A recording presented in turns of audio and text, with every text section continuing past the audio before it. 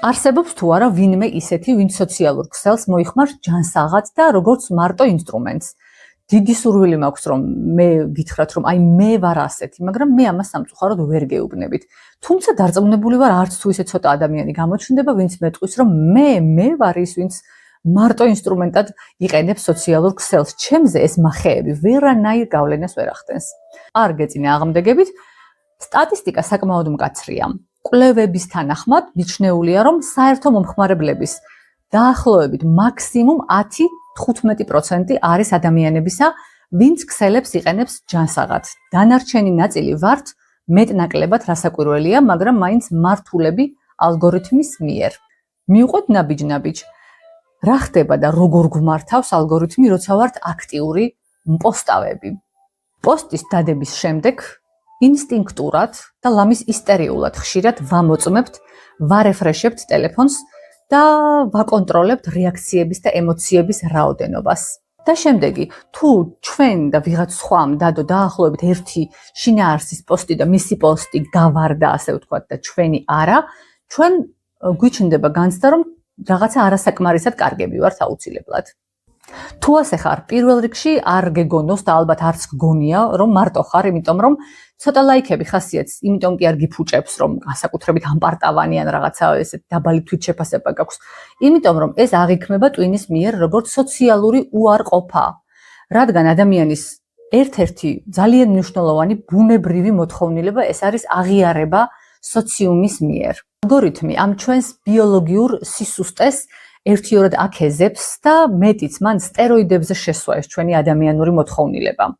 ადრე მაგალითად თუ ადამიანს ჰქონდა განცდა, რომ მას უყურებდა მთელი უბანი, ახლა გვაქვს განცდა, რომ გვიყურებს მთელი სამყარო. ანდაც პირიქით გგონია, თუ ლაიქები ძალიან ცოტაა, რომ ზედაც არავინ არ გვიყურებს და რაც ყველაზე ცუდია, ყველა დანარჩენი ხედავს, რომ ზედ ჩვენ არავინ გვიყურებს. ცხადია, ამ და ძალიან კიდე ბევრი სხვა მიზეზის გამო ვირტუალური სივრცის მასშტაბი გაცილებით უფრო ძლიერი და დიდი ფსიქოლოგიური წნეხია ჩვენი ფსიქიკისათვის, ვიდრე რეალური უბანი იყო ხოლმე. ახლა მოდი მივაქციოთ ყურადღება ჩვენს პასიურ მოჭვრიტინეებს და ვნახოთ, რამდენად არიან ისინი მართულები სოციალური სივრცის მიერ. ისინი ჩვენ გვეტყვიან, მე არ ვპოსტავ, მე აქ არანაირ აღიარებას არ ვეძებ და არ მანაღლებს ეს სივრცე. შეიძლება მართალია, შეიძლება ნამდვილად ხართ იმ ჯანსაღ 10-15%-ში, მაგრამ ცოტა ჩავუკირკიტდეთ, როგორც ჩვენ გვიყვარს ხოლმე და ვნახოთ. ადამიანი ხშირად უბრალოდ სკროლავს და ამით უჩნდება განცდა, რომ ის არის სამყაროს ნაწილი. სოციალური სივრცე იქცევა ერთგვარ ციფრულ თავშესაფრად რეალობისგან. ადამიანი აქ არის, კაცობრიობის საერთო რიტმში ზის, არაფერს აკლდება, ასე ვთქვათ, ხოლო თვითონ ამ დროს პასიურია, არ უწევს არც გადაწყვეტილების მიღება, არც რაღაცის აზრის გამოთქმა, არა.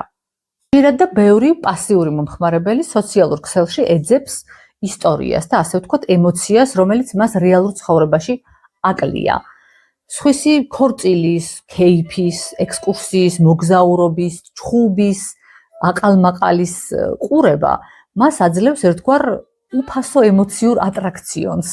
უფასოს გარდა ეს ატრაქციონი მისთვის უსაფრთხო ატრაქციონიც არის, რადგან ის ყველაფერს შეიგრძნობს, მაგრამ თავად არ უწევს არანაირი მცირედი რისკის გაწევაც კი. ერთობა, ასე ვთქვათ, ამ ყველაფრით. ძალიან მნიშვნელოვანი, რომ პასიური მომხმარებლისთვის სოციალური ქსელები ხდება ნარკოტიკი, სადაც ის პასიურია, მაგრამ საკუთარ თავს ადარებს სხვა აქტიურ მომხმარებლებს. როცა ის ხედავს სხვის შეცდომას, მარცხს, წარუმატებელ პოსტს, აი მე რა ჭკვიანი ვარ, რომ საჯაროდ ამ სისულელეებს არც პოსტავ, არც საუბრობ, არც ამდენ სურათს ვდებ, რომ ვინმეს თავი მოვაბეზრო, ეს მასში იწვევს თვითშეფასების ზრდას, ასე ვთქვათ, პასიურ თვითკმაყოფილებას. ასე მაღლა ვდგავარ, რადგან მე ამ თამაშში არ მონაწილეობ. და შემდეგი ადამიანს ბიოლოგიურად აქვს ცნობის მოყარეობა, თანდაყოლილი ემოციაა ეს მისი და ინტერესი სიახლის მიმართ. და სწორედ აი ამას დაუსრულებლად და დაუღალავად სთავაზობს მას ალგორითმი. აქ არის ყოველი ახალი სკროლ, ახალი ამბავი, ახალი ჭორი, ახალი ფოტო, ახალი ფერი, უსასრულო ემოციები, რაც იწვევს დროთა განმავლობაში დამოკიდებულებას, სერიოზულ დამოკიდებულებას, აქტიური მომხმარებლებისაც და პასიურებისაც. ფსიქოლოგიაში არსებობს ტერმინი კონტროლის ილუზია. რას ნიშნავს ეს? იმას, რომ ბევრი თქვენგანი ახლა მე მეტყვის, რომ მე ამ მახეში არა ვარ გაბმული, მე ამ თამაში მართლაც არ მონაწილეობ. აი, როცა მინდა და როგორც მინდა, როგორც ინსტრუმენტს, ისე მოვიხმარ სოციქსელს. კი ბატონო, სამ ძალიან მარტივ კითხვას დაგისვამ და გულწრფელად გაეცი საკუთარ თავს პასუხი. მე ნურაფერს მოამიხსნი თუ გინდა. პირველი შეკითხვა ეს არის: რამდენჯერ აიღე დღეს ან გუშინ, აი ამ დღეების განმავლობაში, ტელეფონი ხელში ისე, რომ საერთოდ არანაირი განზრახვა არ ქონდა, რომ ტელეფონისკენ წასულიყავი, მაგრამ ფეხები თავისით წავიდნენ, ხელებმა მოძებნეს ტელეფონი და ისე აღმოჩნდი, თითებმაც თავისით წკაპ და ისე აღმოჩნდი რომელიღაც სოციალურ პორტალზე, რომ ვერც კი გააცნობიერე. მეორე შეკითხვა: რამდენჯერ შესულხარ აპლიკაციაში 2 წუთით რაღაც კონკრეტული სანახავად, ამინდის პროგნოზის ან ვიღაცის მესიჯის წასაკითხად და ნახევარი საათის მერე აღმოგიჩენია, რომ ვიღაცა სრულიად უცნობი ადამიანების რაღაცა გაუგონარ აბსურდულ ვიდეოს უყურებ გატაცებით სუნთქვა შეკრული. და კითხვა ნომერი 3. შენ მიდიხარ ტელეფონთან მაშინ, როცა ეს შენ გჭირდება, თუ ტელეფონის წკაპუნი, notification-ები, ზარები და შეტყობინებები თავად გეძახის ყოველ წუთში თავისკენ, გაწყვეტინებს ყველანაირ საქმიანობას, მათ შორის მაგალითად კვებას ან დაძინების სურვილს და ჰოპ, ტელეფონი ხელშია. აი, თუ ამ სამივე პუნქტში ხარ აბსოლუტურად თავისუფალი, მაშინ ნამდვილად შემიძლია გულწრფელად მოგილოცო, რომ ხარ იმ 10-15%-ში ადამიანების და სოციალური ქსელები შენთვის არის იარაღი და ინსტრუმენტი. მაგრამ თუ რომელიმე პუნქტში მაინც გაგეღიმა, სამწუხაროდ უნდა ალგორითმი ძალიან წარმატებულად და ძალიან მშვენივრად გმართავს და გიყენებს ყველაფრის, რასაც ჩვენ ვსაუბრობთ სოციალურ სივრცეზე მოსმენის შემდეგ, ადამიანებს შეიძლება გაუჩნდეთ განცდა, რომ სასწრაფოდ უნდა ავიკრათ გუდანაბადი და გაუხრეთ სოციალური ქსელებიდან, თუ გვინდა რომ თავი დავახციოთ ამ მახეს.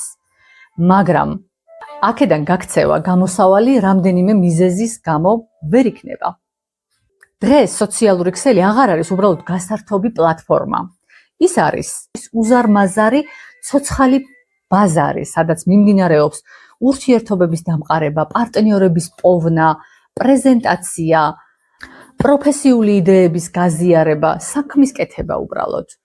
პირველ ეტაპზე ამ ყველაფრისგან გაქცევამ შეიძლება მართლაც მოგვიტანოს იმაზე მეტი სულიერი სიმშვიდე და კომფორტი, ვიდრე აქ ყოფნა ამას გვანიჭებს, მაგრამ ძალიან მოკლე დროის შემდეგ აღმოვაჩენთ, რომ ჩვენ მოვწყდით, ასე ვთქვათ, თანამედროვე კონტექსტის ცოდნას და ასევე შესაძლებლობების ფართო არეალს, რაც დროთა განმავლობაში აუცილებლად რეალურ ცხოვრებაში გადაიზრდება უკვე უკმაყოფილებაში.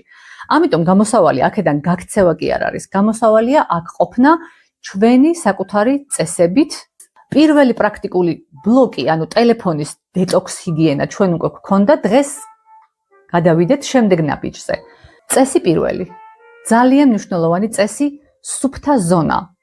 სუფთა ზონის წესი ნიშნავს იმას, რომ აირჩიე სახლში როგორც მინიმუმ თავდაპირველად ერთი ზონა, სადაც ტელეფონის შეტანა იქნება აკრძალული. პირველ ეტაპზე შესაძლებელია, რომ ეს იყოს მხოლოდ აბაზანა, თუნდაც აბაზანა. შემდეგ ეტაპზე ამას შეგიძლია დაამატო სამზარეულო მაგალითად. და ძალიან მნიშვნელოვანი ეტაპი იქნება, თუ ამ სუფთა ზონებში შეიყვან საძინებელსაც. სუფთა ზონა ეს არის ზონა, სადაც შენ თავად განკარგავ საკუთარ ცხოვრებას და არ ხარ ალგორითმის ტყვეობაში. რაც უფრო მეტი სუფთა ზონა იქნება თქვენს ცხოვრებაში, მით უფრო მეტად თავისუფალი იქნებით სოციალური ქსელების ტყვეობისგან.